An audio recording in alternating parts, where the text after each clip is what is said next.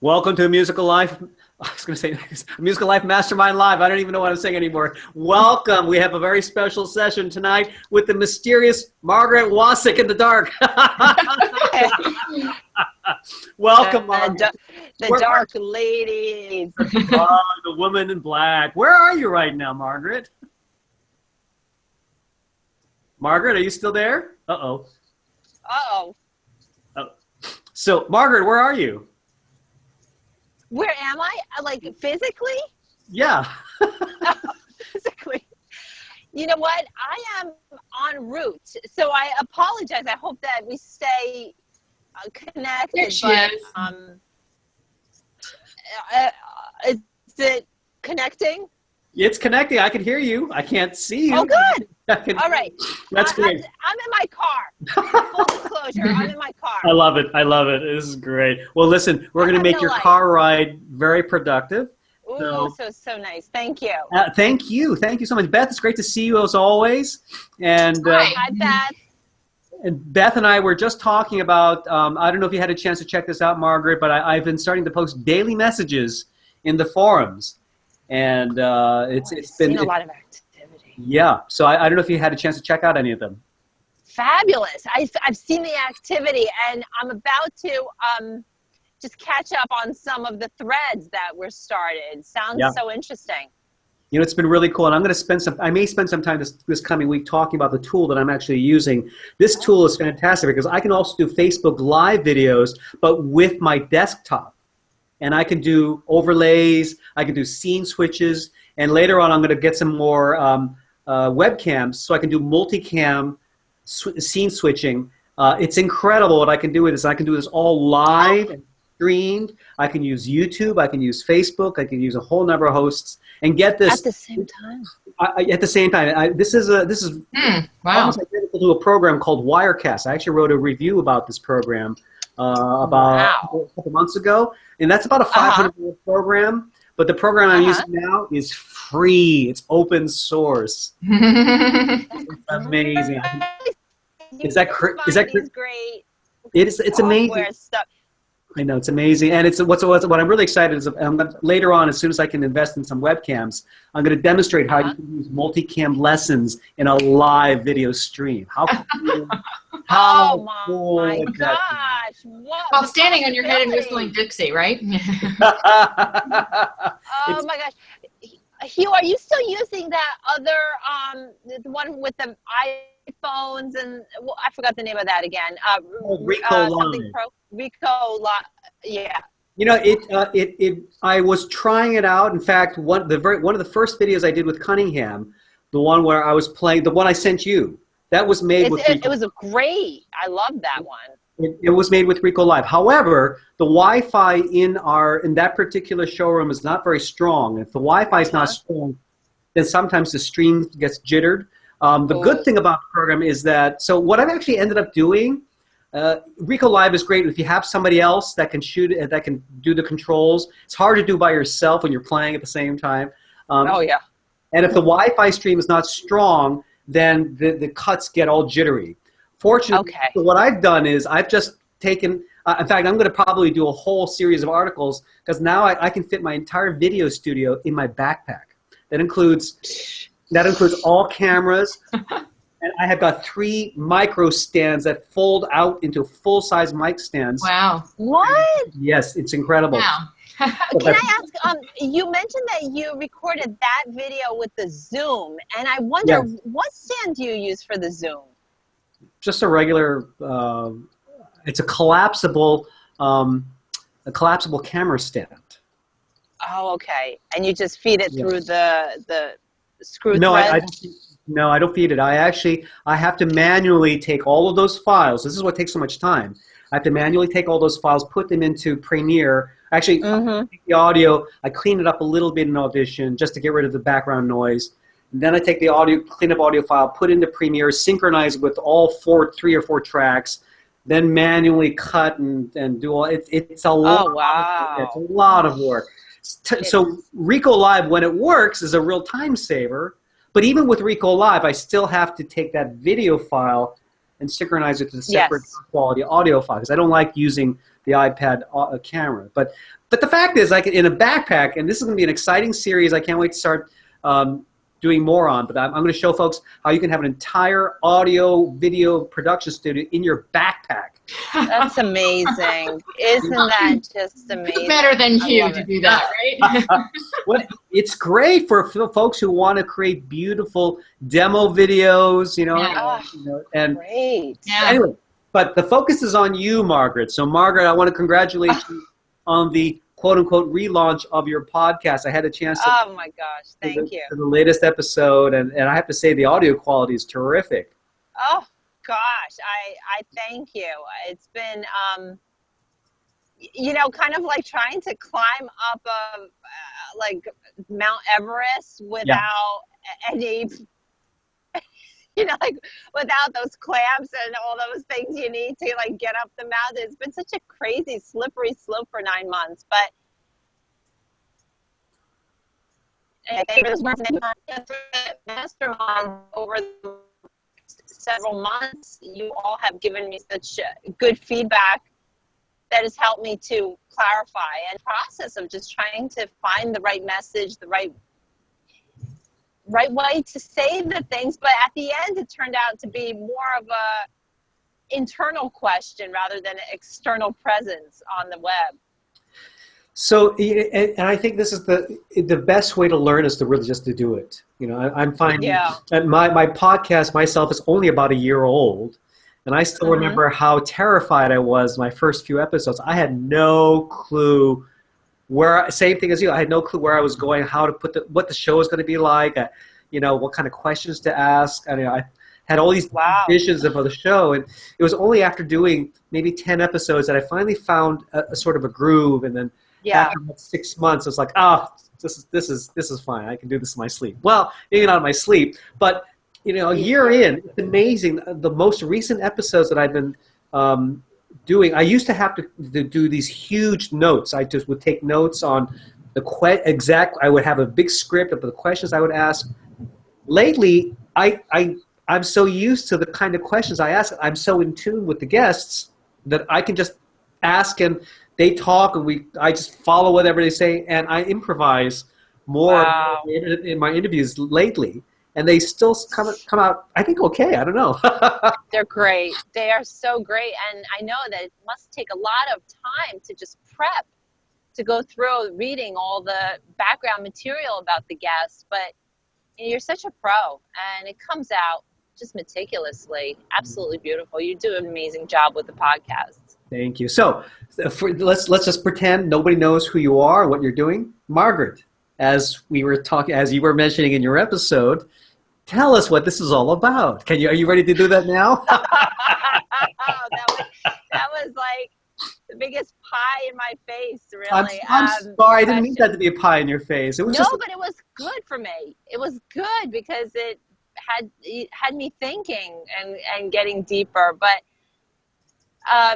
Music to Compose You is a place where I use classical music as a prism for people to experience the biblical word of God, and also to find healing through this music. So that's what it's about. Wow. I mean, that's leagues ahead of when the very first time I asked you that question, 9 months ago? Yeah. And remember I asked you the question and you just didn't have an answer at all. Oh my gosh. But that's what was so hard, because the podcast I just did the topic was identity. And it was really an identity crisis because I wasn't completely in.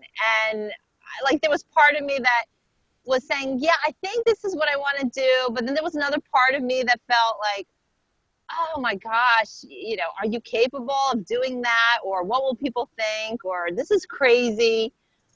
And so there was this whole other backside of it that was bringing me down. And it wasn't until finally I made the decision, no, this is what I want to present to the world, that it started to finally come together.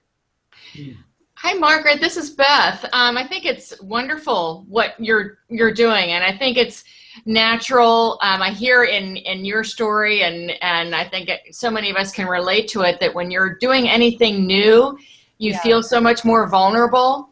Yeah. Until you just immerse yourself in it, like Hugh was saying, just do it, and it starts to unfold, and then one thing leads to another, and then it begins to feel more natural. Have you found that to be the case? Oh, absolutely, Beth. That's so interesting that you say that.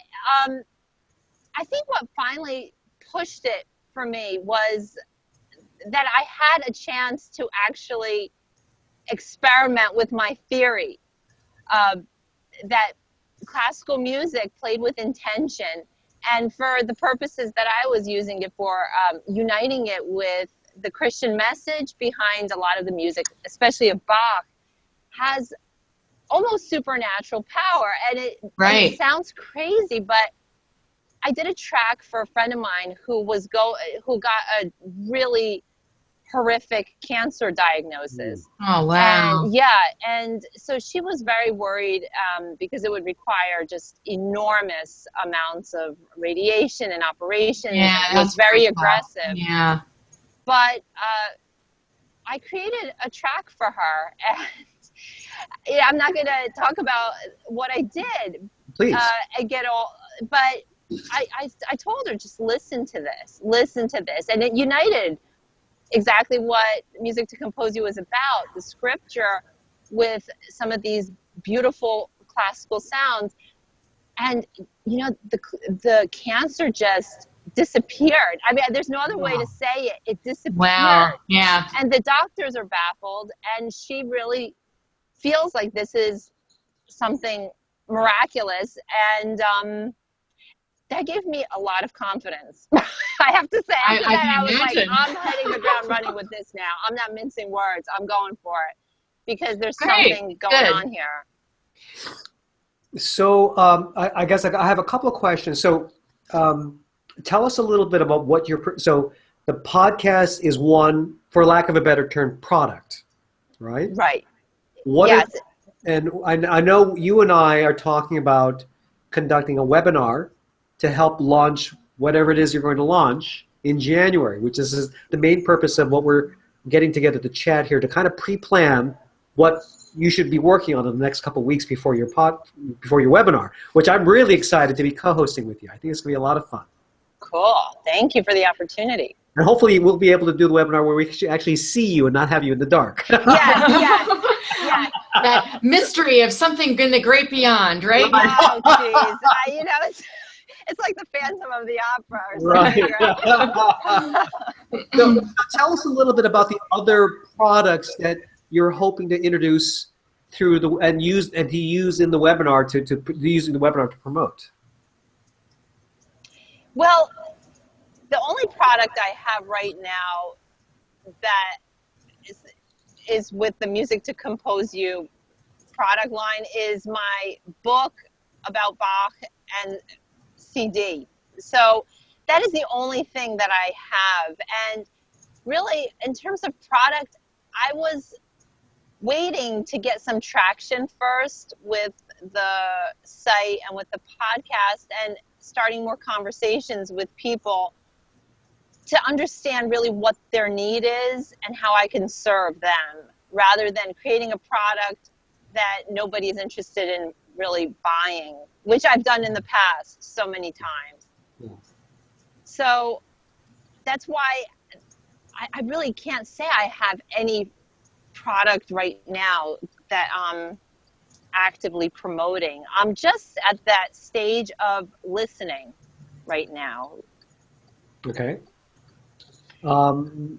So I guess I have a couple of other questions that might help you. Well, what will we be using the webinar for? That's the question. That's the big question. Right.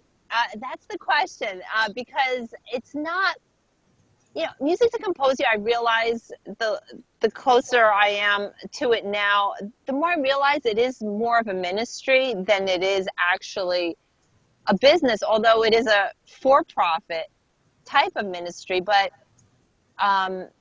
that's why it doesn't really fit the typical webinar mold as far as I could see, but maybe there's a way that it can fit.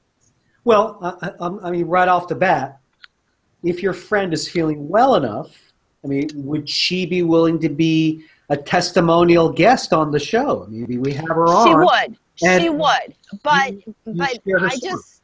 you know, this is a very in-depth Christian product. I don't think you need to apologize for it.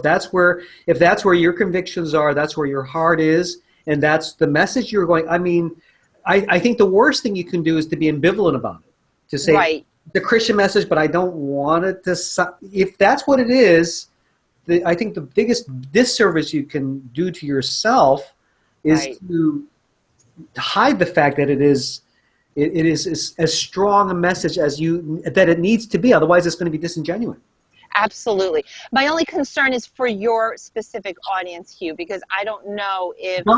Don't worry about my audience. Really? No, really. Okay. Please. I mean, one of the things, you know, even though I come from a Christian background, one of the things I'm really present to with my guests on the show is to allow them to talk about whatever viewpoints they're coming from, and to make them feel as welcome in terms of sharing whatever their perspective is. You know, I'm genuinely there to learn from them. I had the Persian Comanche master, Khan Kalahor, and it was, you know, he goes into he didn't go as deep spiritually as I had wanted him to, but he did touch on the spirituality of music in many ways, and it was just so fascinating. I have no concept of Persian classical music, and those are the kinds of things that I really thrive in. You know, I love hearing those. Oh, great! Frederick Chu is quite the philosopher. He goes into some very fascinating philosophies, and even one of his hymns, his latest CD, Hymns and Dervishes, talks about this mystic that he has had a cult following in France, and again, this fascinating connection with Prokofiev of all people that drew him into discovering this person's really unique original music. And, you know, so a lot of these philosophies, it's wonderful when the folks are comfortable to share what they believe, and I think we need more of that, you know, in today's society. You know, so I just want to encourage you, Margaret. Don't be shy. Please don't worry about my audience. Oh, great! Because that was my biggest concern was, you know, I don't know, since this is really like the, you know, a strong message that would appeal. But if you're saying I can just go for it, then I'm really happy to do that. Thank you for the opportunity, because in that case, there's a lot I can actually talk about. One thing I've been doing, and I don't know whether, you know, this is something you'd like me to talk about, but like on the heels of what happened with my friend, I've been reaching out to people and just saying, hey, you know what, this might help you. I've been reaching out to some people who have you know, like insomnia or heart conditions, and creating these healing tracks for them.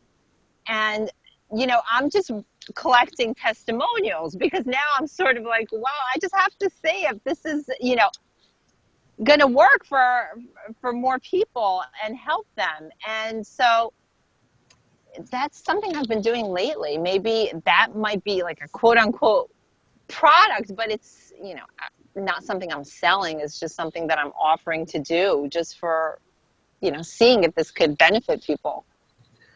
Well, you know, I'm sorry, Beth, were you going to say something? Go ahead, and I'll go ahead and finish your response, and then, you know, there's something that I think might be that I can add that may be helpful too. But go ahead, Hugh. I'm going to leave the floor to you, Beth. Please be my guest. Okay. Well, thanks. I just as you're talking, Margaret, I'm thinking.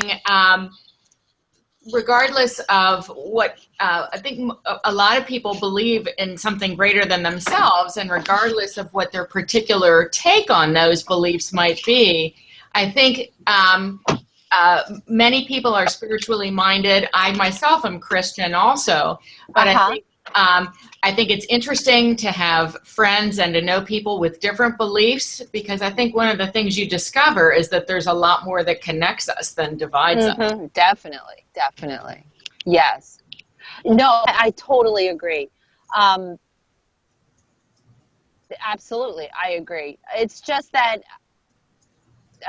like for what I've been doing, it's really using the Bible, and like some people might not be the way that they practice their belief system. So, I understand how you try to be feel. mindful. Yeah, it's a very specific message. But I think, too, when you have a specific message, you're going to attract people who are interested in that particular message, too. Absolutely. Right, right. So, like, I've been on a lot of Facebook groups that are, minded in this way. Christian prayer, Christian messaging and stuff like that. And that has been where people resonate with this particular message. So I realized that the conundrum is, in a way, this is a specific Christian message, but at the same time, people from all walks of life can potentially be helped by it too. So I have to find, eventually, once I kind of grow into it more, a way to communicate this in a way that is opening the door, so people feel like, okay, although I'm not Christian, I want to listen to this message. And what better way than music, which is the universal language. Right. And that's kind of like the medium that allows you to do that too. Yeah. Right. Exactly. I'm not sure what the difference between this and people who sell musical tracks for specific activities. I mean, I'm thinking of aerobics, running, exercise, physical training. There are actually companies that sell music tracks specifically geared to help people, athletes, perform better. There's nothing to say. And of course, there's the whole New Age group movement, which is a huge industry of people of a certain philosophical bent that sell CDs and tracks to help people meditate, to help people get into a certain mind space for stress relief. This is there is definitely an industry there.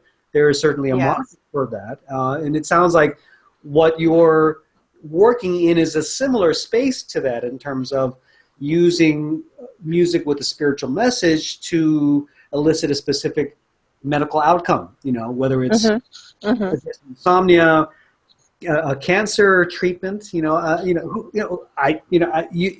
It's really it's what it sounded like to me. Would that be an assessment?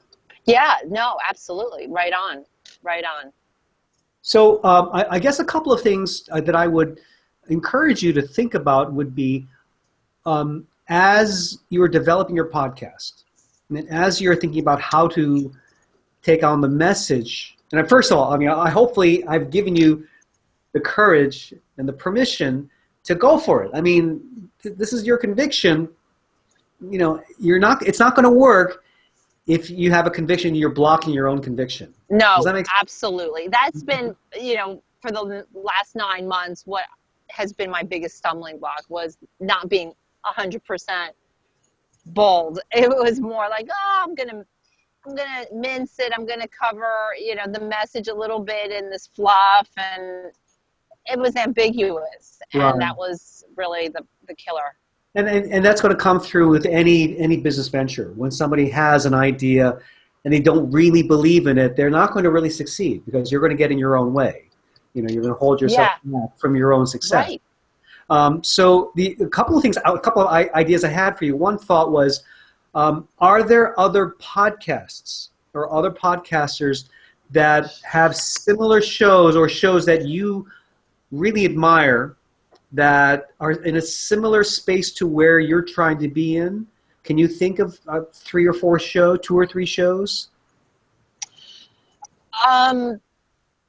The only ones that I am familiar with, and I have not done any real search on this either, so I have to research it.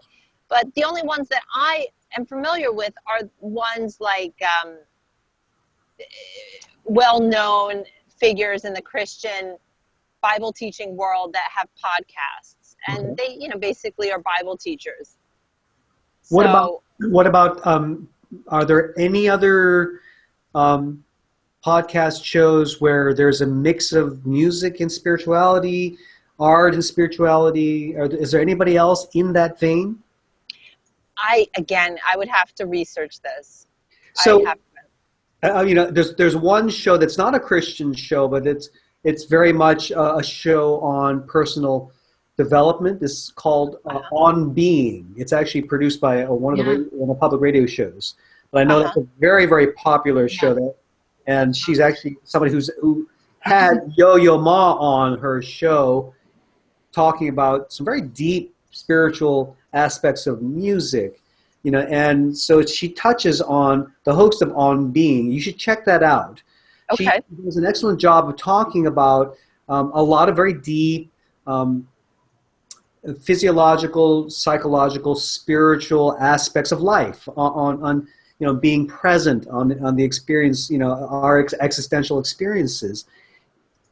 Might be a good show for you to listen to as reference, just to see how she approaches her topics, how she weaves the topic clearly. You know, there's one thing that I may make a comment of the episode, or your rebranded episode, was I think you touched on the message, but it was a little circuitous. It was hard to understand where exactly you were going with your presentation. You know, so if you can hear a couple of other podcasts and hear how they present, it might help you to get a better focus on your own presentation. You know, whether an ability to say, think of what is exactly the point that I'm trying to get across, and how can I get it so that everything I'm saying leads clearly to that conclusion or that point or that illustration. Does that make sense? Yeah. You know? Yeah. So I just want to encourage you. Yeah. I have a question for Margaret too. How was it that you felt called to have a rebranding of your podcast? What had it been originally, and what led you to feel that you wanted to rebrand it? It wasn't, Beth, per se a rebranding. It was more just refocusing the lens. I started the podcast and I called it Inspiration to Compose You, where my idea for it was that I would interview different musicians and artists and writers and thinkers. And it was just supposed to be a general forum for just inspirational ideas from the art and creative world. But now that I've gotten clearer about the direction for my website, I decided to clarify also the podcast for myself to make it more about these Christian-based ideas, you know, the message behind the notes, and it's all resonating at the same spiritual frequency, if you will. Right. I see. Thanks. Because it was vague, and then I also had that confusion because my website was called Music to Compose You, and then for some unknown reason I decided to name the podcast Inspiration to Compose You, and so it just was like very lopsided, everything. And then I just, you know, didn't feel like continuing it. Then I sort of ran out of steam, Beth. I was like, so hard to find people to interview, and I'm not really feeling it, and I don't really know what I'm doing, and I just shut down completely. And for several months, it was just, I don't know, it was, closed on hiatus, which was not good, but well, actually, sometimes it can be a helpful thing to step back if you're not sure of what direction something is going in. Just to step back and give yourself a little time to think about it and kind of view it from a lens a little further away, and then that can help you. Obviously, it has. It sounds like you've kind of have a more cohesive message now. Yeah, it was a necessary thing to do.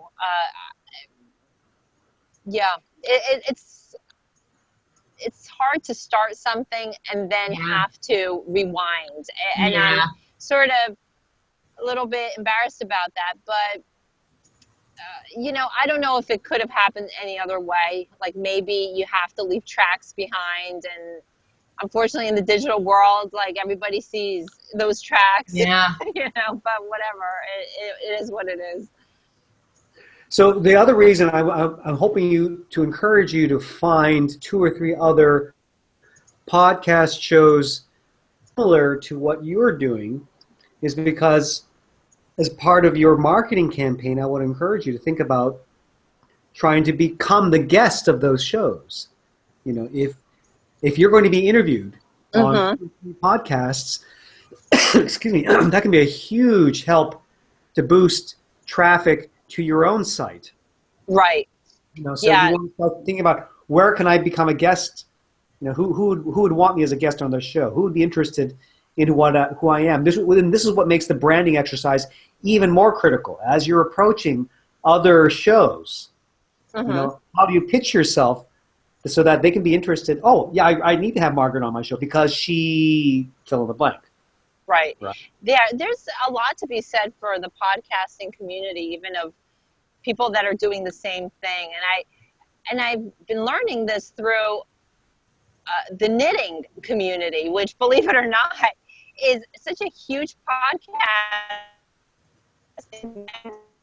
Hobbyist knitter, and I see, wait a minute, they are like cross promoting each other. That's Absolutely. exactly what they're doing, and it's amazing. Business concept, because if you like one podcast, you're going to subscribe to the ones that they're also giving a shout out to. So it's such a different mentality, because I think in music school we're taught like you have to compete all the time. And then you see, wait a minute, you can actually be after the same territory, but you gain so much more just by making an allied front.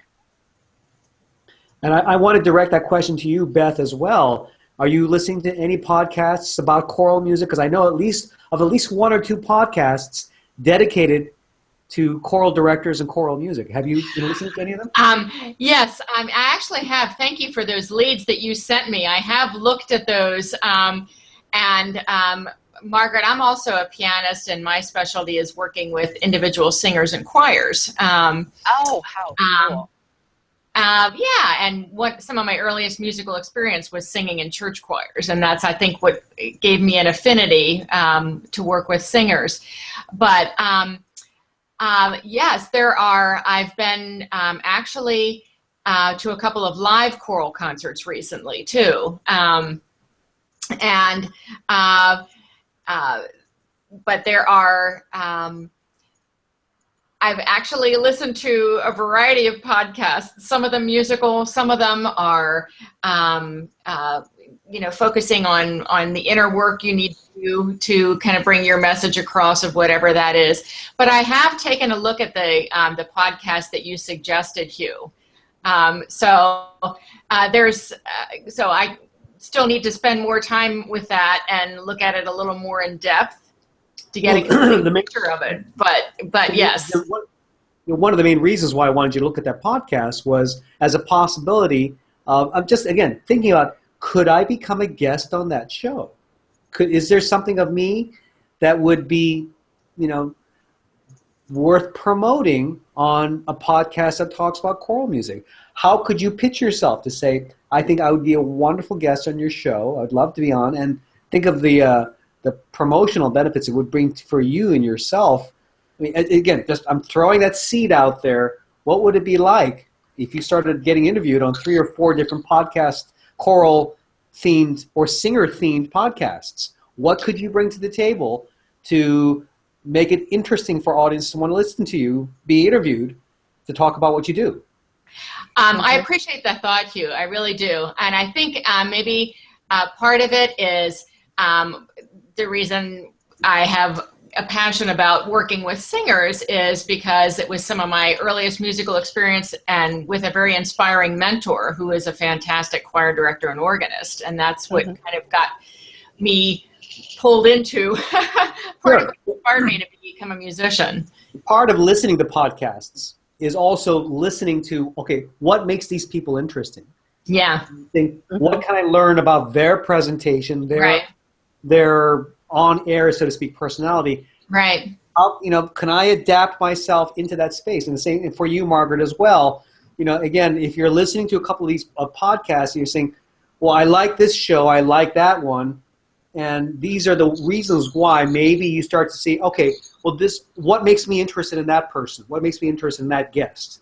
Right. And then you develop your own message, kind of with that mold in mind. Does that make sense?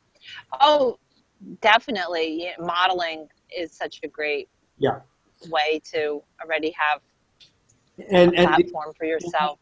And the other flip side of that too is, okay, so are there other websites or blogs where you could do a guest post? I mean, in your field, in the fields that you're interested in, music and healing. What websites could you go to where you could do two things? Number one, contribute as an active commenter, reading their posts and say thank you for that post, or this is reacting to them in a positive way so that they become aware of who you are. Yeah, right. Eventually, offering to write guest posts for them, after you've built up a relationship with them. Are there 2 or 3 websites that you can start researching? Very good stuff. Yeah, absolutely. And there are a few that come to mind that I will look into now that you're mentioning it. People that have actually influenced me, and it's a good idea to start following them, start commenting on. Sure, and I would also encourage you in your own podcast show, why not use that as a platform to start interviewing the very people you mentioned at the start of this session, the people who've had these healing experiences, who have had these dramatic physical transformations thanks to your work. I think you need to start interviewing them on your show. Yeah, absolutely. My friend is open to doing that and already said that she wants to really spread the message, and she lives in Washington, D.C., and so she's already networking with some people that are big Christian leaders. Well, that's tremendous. I mean, and then, maybe there are specific churches then you can start approaching, start networking the churches that would be open to your particular message to see if there may be workshops, seminars, classes that you could come in and present materials on. Does that make sense? Mm-hmm. Yeah, absolutely. There's, as you speak, I'm like, wow, there's so many different things to do. I mean, that are possible. So great. I mean, so thinking along the lines of what a lot of these physical trainers do with their music tracks, maybe you develop an album, okay, or a playlist that people can purchase. This is a playlist that'll help you go to sleep. This is a playlist that will give you energy. This is a playlist that will help you focus and concentrate. In fact, I think Spotify actually has those. You can actually purchase specific lists. You can buy those lists that's supposed to help cognitive function, memory retention. Right. And so there's obviously a business in that, and your unique selling point might be simply the spiritual angle, where you go one step further. Yeah. This is the playlist that'll help you pray more effectively. This is the playlist that'll help you, fill in the blank. You can fill in the blank better than I can. But does that make sense? I've done that. Yeah. I've done that, although I didn't promote it very much. But my only question about that would be, when I made my own playlists, I used the music that I recorded. But, what if one wants to look at symphonic music or other instruments? What does a person do in terms of, copyright protection and all that stuff? Well, then you're in more difficult territory. I would simply start with what you have yourself. Number one, you're a pianist. That's a huge advantage. You can make your own tracks. So you're going to become your own recording studio. All right. Why not? That's what I figured. But, I just thought, it'd be nice to kind of have a little diversity, a little different instrumentation and stuff. But, yeah, I kind of figured Well, that why was... not? Why not hire your friends? Hire your friends and record some chamber music together. What's to stop you from getting Susan to sing? Right. No, that's true. Down the road, one can branch out. But basically you're saying stick to doing your own recordings. Because I was looking at, what do you call it, license-free music, but I don't know, the quality's not very good. So, I mean, number one, this is number one, it's a very good way to test your idea. You're not going before spending thousands and thousands of dollars hiring musicians, renting orchestras, buying. Sure. Oh my gosh. Record your own stuff. You don't have to spend any money. Use the equipment you have. Test the idea. Yeah. And you start to see that you're actually able to make money from your own recorded tracks. Then you can say, all right, well, let's see, 20% of what I make, I'm going to reinvest, or maybe 50% I'll reinvest. And then from those proceeds, I'll maybe be able to pay one other musician. Okay, and start doing duets. And then if that starts to make more money, then you start hiring for a trio, then a quartet. Then you start, eventually, after you've created your media empire, then you can start hiring orchestras.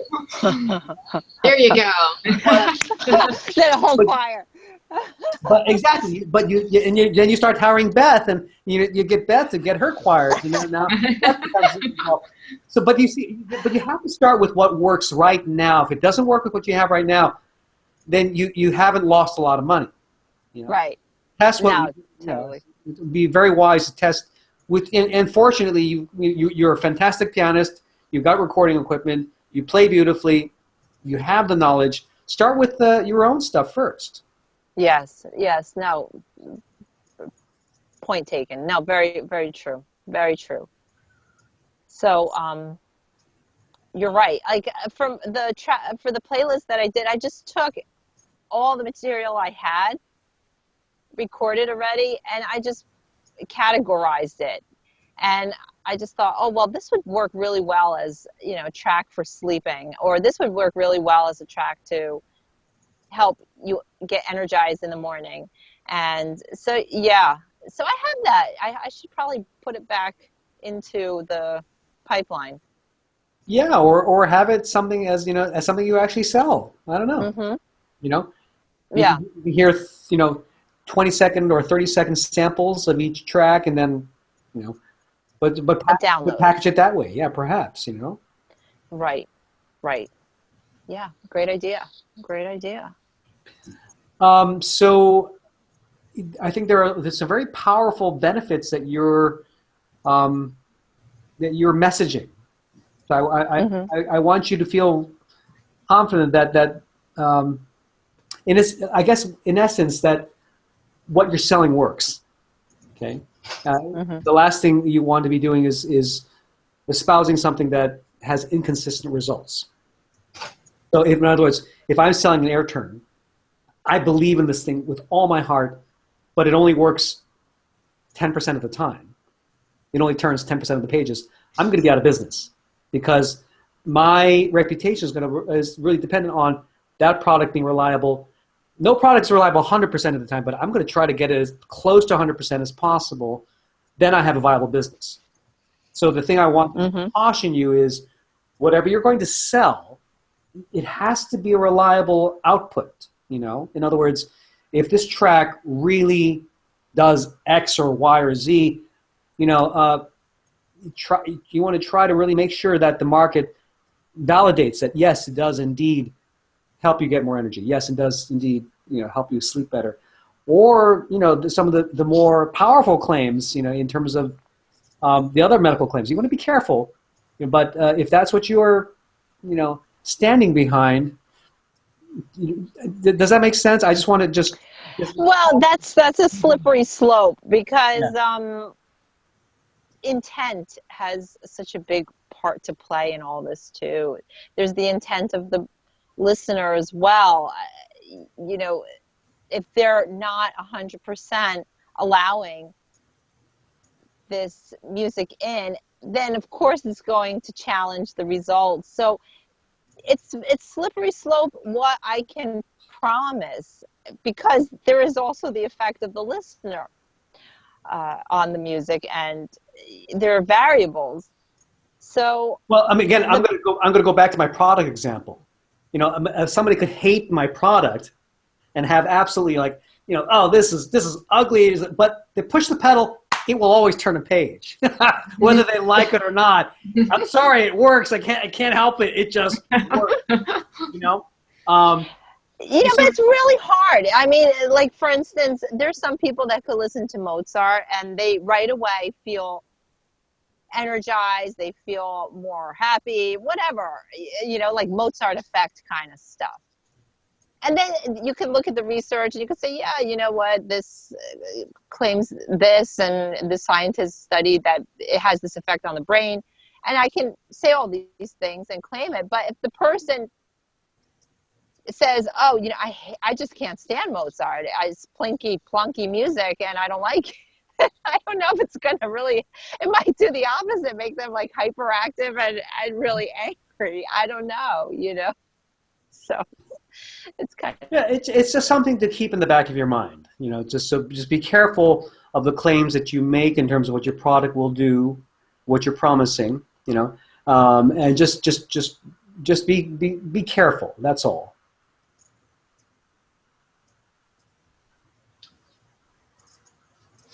Does that make sense? Oops. Margaret, are you still there? We may have lost Margaret. Oh, I wonder if she arrived where she was driving, and maybe she's kind of between the car and the. Well, anyway, I hope what I'm. I mean, it's a wonderful thing when you find something that that works, you know, and it's a special obligation, you know. And I think this is where artists get into slippery slopes a little bit. You know, we have much of our work is subjective, right? It's not like a widget. It either fits or it doesn't, right? It works or it doesn't. For us, it's like, I kind of like it. You might not like it. You might love it. You know, we've got this whole range of subjectivity, which makes placing a value in what we do so difficult. You know, it's a real challenge. So that's why whenever we come up with products to sell, it can be, you know, you want to be really, really careful to make sure that, and I think, to be honest, I think it's a good litmus test that not enough musicians go through. For instance, if I were to offer a course on how to improve the speed of your playing, you know, hopefully it actually works, right? You know, measurable results. You know, if you know, maybe I'm being a little too picky here, because of course I teach online and I give the promise, I'll teach you any song you want to learn, right? Now, I don't promise you're going to be on Carnegie Hall. But you can learn the song, yeah. You can learn the song that you want to play, that, you know, that hopefully you'll have fun, and of course, money back guarantee if you don't like it. Money back, right?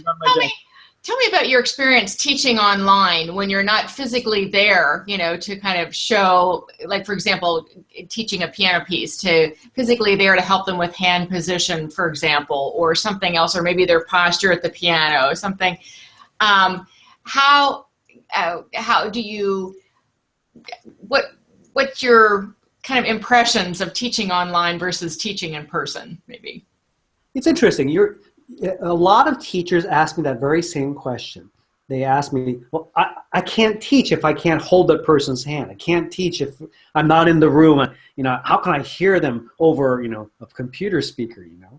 And my answer to that is, do you ever listen to old recordings on YouTube? You know, those old scratchy recordings of Caruso. I mean, this horrible fidelity, right? Yeah. Even the early recordings of Callas, whatever. You see Berling, you hear him. I mean, terrible fidelity, worse fidelity than a song. But you can You can still hear their musicians. Their tone, their vocal quality, yeah. Well, quality on an audio file that is the crappiest quality compared to what we have today, right? It'd be worse than what we have right now on this internet video chat, right?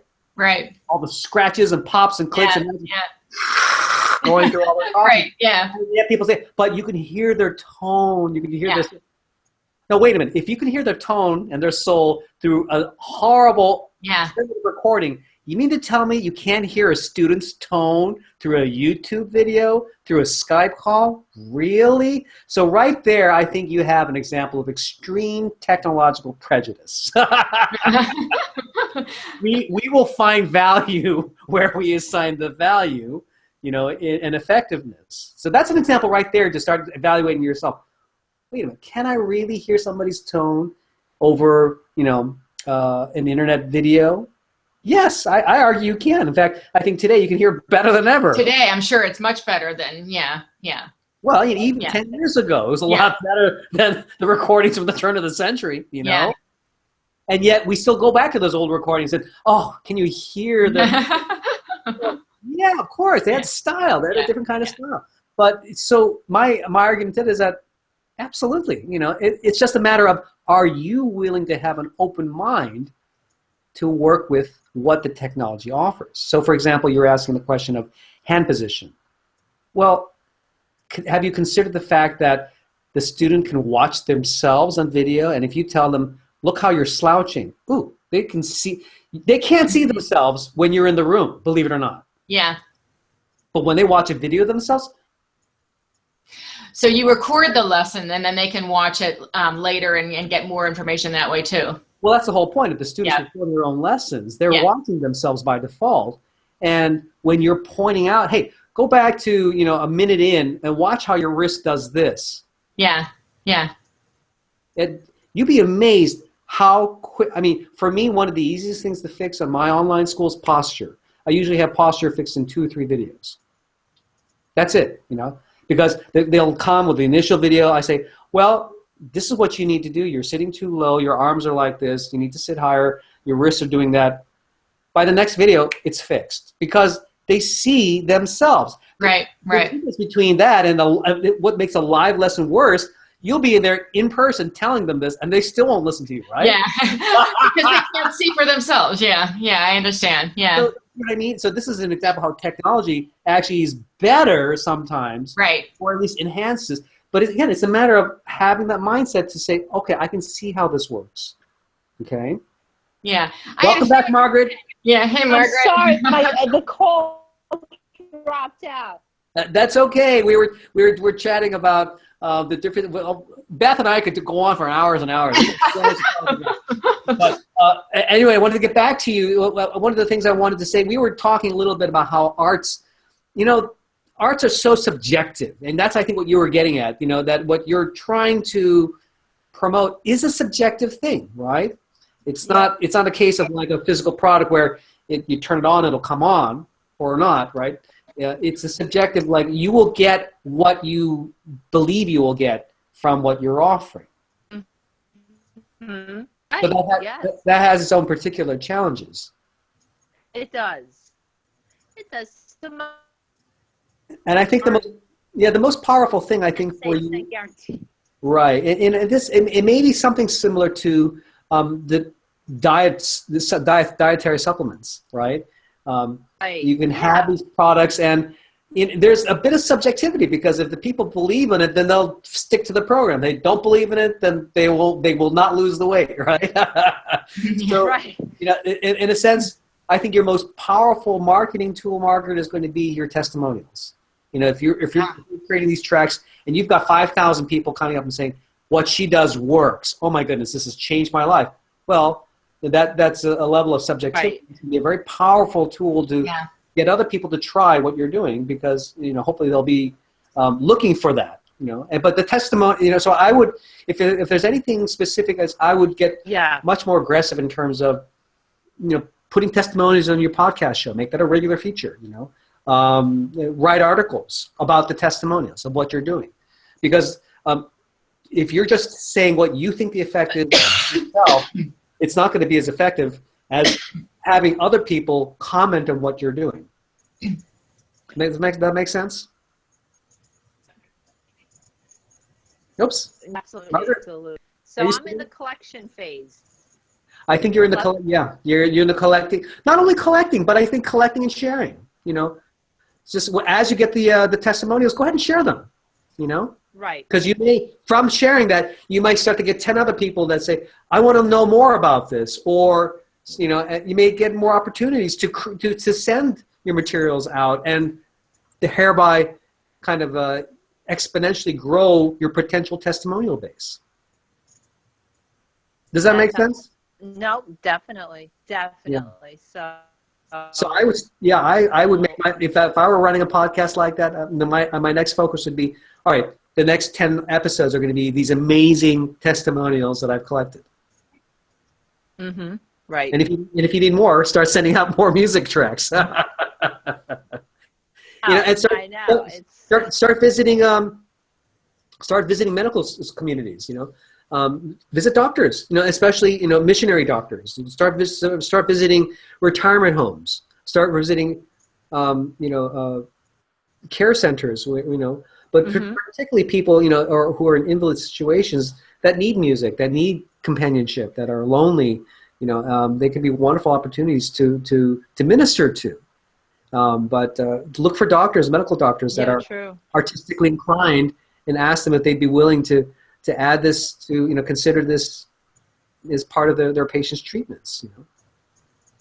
Look what you should be really looking at. I was talking, in fact, I need to follow up. I keep forgetting to do this, but I've been in contact with several music therapists, and one of the episodes I'm going to do in the future episode of The Musical Life is to do an episode on music therapy as a science, music as medicine. And there's a whole body of literature that talks about, real documented medical literature that talks about the effectiveness of music. So you need to talk to your local music therapists. Get in touch with the Musical Therapy Society and get connected with them, because you may find powerful connections there to share what you're doing, learn about what they're doing, cross feed, and maybe supplement theirs, or get some of their tools to supplement what you're doing. There's a lot there. Yeah, no doubt. You're right. It's a huge science, especially since they could study the brain live and see what impact music. Oh, they already have. Now the point is, amazing. You can start tapping into their research and add that into what you're doing. Does that make sense? So that you don't have to come up with the research all on your own. The body of literature research is already there. You need to become familiar with it, read it, follow up on it, start to interview music therapists on your show. How about, yeah? Yeah, absolutely. Imagine a whole podcast of music therapy. There you go, Margaret. There's your branding. Music to compose you. This is a show about the medical benefits of music. We're going to talk to famed music therapist, who is the head of music therapy at Drexel University Medical Center. Blah blah blah. I can connect you to that person if you need me to.